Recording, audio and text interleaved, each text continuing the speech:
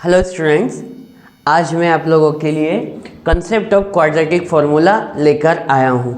यहाँ पर हम लोग केवल क्वाड्रेटिक फार्मूला को अप्लाई करना सीखेंगे कि किस तरीके से हम क्वाड्रेटिक फार्मूला को अप्लाई कर सकते हैं। सीबीएसई एमपी बोर्ड दोनों में ही ये क्वेश्चन आता है और हमें एग्ज़ाम पर्पज़ से नहीं पढ़ना है। ये कंसेप्ट वाइज बहुत अच्छा है। इन केस यदि हम हायर क्लासेस में जाते हैं, इंजीनियरिंग करते हैं या आप नीट की तैयारी करना चाहते हैं, तब भी आपको कहीं ना कहीं फार्मूला यूज़ होगा। तो इसीलिए हम ये कंसेप्ट की यहाँ पर बात करते हैं। तो कंसेप्ट ऑफ क्वाड्रेटिक फार्मूला में हम देखते हैं कि क्या कंसेप्ट इसका है। तो क्वाड्रेटिक फार्मूला जो होता है x is equal to minus B plus minus under root B square minus 4ac upon में 2a। अब यहाँ पर a, b और c क्या होता है हम ये देखते हैं। a, b, c अगर आपने चैप्टर पहले पढ़ा होगा तो आपको स्टैंडर्ड इक्वेशन आपको क्वाड्रेटिक पता होगी। क्या होती है? ax square plus bx plus c, ये होती है।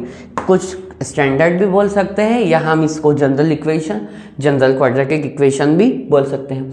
यहाँ पर a, b और c जो है वो हमारे कोफिशिएंट है, x जो है वो हमारे लिए वेरिएबल है। क्वाड्रेटिक इक्वेशन है, क्वाड का मतलब होता है 2, मतलब ऐसी इक्वेशन जिसकी पावर 2 हो तो वही हमारा क्या कहलाता है? क्वाड्रेटिक इक्वेशन कहलाता है। क्वाड्रेटिक इक्वेशन में यहाँ पर a और b हमने बता ही दिया कोफिशिएंट है, c आपकी कांस्टेंट टर्म है। तो यहाँ पर a, b और जो c आप देख पा रहे हो वो यही हमारे कोएफिशिएंट है। आई होप कि आपको ये बात क्लियर हुई होगी। हम इसको एक क्वेश्चन लेकर के चलते हैं कि एक क्वेश्चन हम इसको सॉल्व करते हैं ताकि आपको और अच्छे से समझ में आएगा कि हम इन्हें कैसे सॉल्व कर सकते हैं। तो एक क्वेश्चन अपन लेके चलते हैं। क्वेश्चन है माइनस का 3x square plus 5x plus 12 is equal to 0। ये आपके पास एक क्वेश्चन है। यहाँ से हमें क्वाड्रेटिक फार्मूला अप्लाई करना है। तो आप देखेंगे कि क्वाड्रेटिक फार्मूला हम कैसे अप्लाई करते हैं। सबसे पहले हम यहाँ पर लिख लेते हैं कि हमारे पास यहाँ पे a की वैल्यू 3 होगी। अगर आप a की वैल्यू को 3 लेके चल रहे हो तो आप यहाँ पर गलत हो। a के साथ में आप साइन भी देखेंगे, यहाँ पर माइनस का है तो आपकी a की वैल्यू नेगेटिव होगी, मतलब a की वैल्यू माइनस का 3। अगेन b की वैल्यू आपकी हो जाएगी 5 और c की कांस्टेंट की वैल्यू हो जाएगी 12। अभी मैंने आपको बताया स्टैंडर्ड इक्वेशन से a, b, c आपकी कोएफिशिएंट है। हमारा क्वाड्रेटिक फार्मूला ये है तो हम यहाँ पर फार्मूला अप्लाई करते हैं minus b plus minus under root B square minus 4ac upon में 2। एक बात ध्यान देंगे आप, यदि आपने माइनस बी तक लाइन नहीं खींची, मान लीजिए कि आपने केवल लाइन ऐसी खींच दी जल्दीबाजी में, आपने ये काम कर दिया तो ये फॉर्मूला आपका हो जाएगा गलत। हो सकता है कि चेक करने वाला जो भी टीचर हो वो आपके मार्क्स काट ले। क्यों? क्योंकि ये होल के अपॉन में, पूरे के अपॉन में 2a आएगा। तो जल्दीबाजी में भी ये गलती ना करें। हो सकता है आपका आंसर सही होने पर भी फॉर्मूले की वजह से आपके नंबर कट सकते हैं। यहाँ पर हम देखेंगे x इक्वल टू बी की वैल्यू कितनी है 5, यहाँ पर माइनस ऑलरेडी है तो ये हो गया माइनस का 5, ये प्लस ये minus as it is. b की वैल्यू कितनी है यहाँ पर 5 का स्क्वायर, तो अपन करेंगे 5 का स्क्वायर माइनस 4। a की वैल्यू आप देख सकते हो यहाँ पे कितनी है माइनस का 3। c की वैल्यू कितनी है यहाँ पर 12, पूरे के अपॉन में 2। a की वैल्यू कितनी है माइनस का 3। जहाँ पर भी माइनस आए वहाँ पर आप ब्रैकेट ले लीजिएगा। आप डायरेक्ट भी लिख सकते हो पर ब्रैकेट ले लेंगे तो आपसे जो प्लस माइनस में गलती होना है वो उससे आप बच सकते हो। और यही छोटी छोटी बातें आपको इस फॉर्मूले में पूरे नंबर दिला सकते हैं। इसीलिए मैं आपको हर बात यहाँ पर बता के चल रहा हूँ। ये माइनस का 5 as it is, plus minus वैसा अंडर रूट। यहाँ पर आप देख पा रहे हो 5 का स्क्वायर कितना हो जाएगा 25, माइनस ये कितना हो जाएगा माइनस माइनस, हम इसको डायरेक्ट यहाँ पे प्लस कर सकते हैं।